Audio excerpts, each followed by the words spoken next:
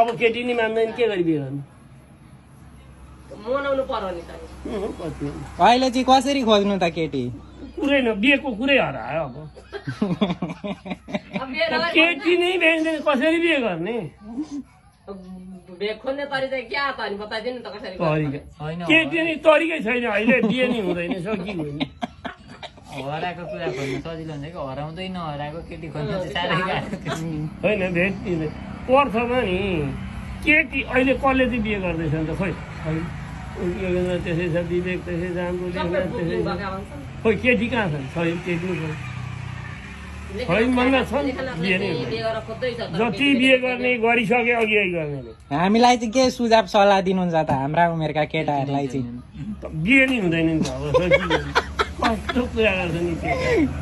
बिहे हुँदैन पढो पढो त्यस्तै गरो त्यस्तै चल्छ त्यो उसले नि त गरेर रहेछ नि त नारायण काजीले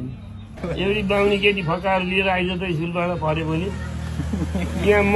मजाले टिकी लाएर पैसा दिन्छु 1000 दिएर पठाउँ केटी चाहिँ ल्याउनु पर्यो बाहुनीकी छोरी ल्याउनु राम्री भर छ कि अरू अरू अरू के गुण हुनु पर्यो अरू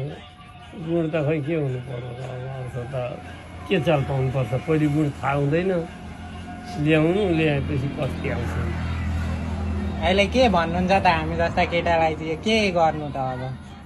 तिमीहरू जस्तालाई सक्यौ आफै फकाएर ल्याउनु पर्थमा केटी छैनन् त के अब भेटिँदैन केटाहरूलाई बिहे हुँदैन त्यसो भने अहिलेका केटाहरू हुँदैन केटी नि मान्दैन मान्नेमा तिनीहरूले ल्याउँदैन है कसले हाम्रो उदाहरण त्यही छ त मामाले खै ल्याए विवेकले उसले पनि त केटी नि त केटी मान्थे भने ल्याइहाल्थे नि त्यहीँदेखि हो नि अब केटी हुँदैन मान्दैन भन्ने त मैले ल्याउँछु कि ल्याउँदिनँ जस्तो लाग्छ मैले त खै साह्रै पत्याइन कस्ता कस्ताले त ल्याएनन् यसले चाहिँ बरु ल्याउँछ क्या र त्यसले यसले चाहिँ पत्याइन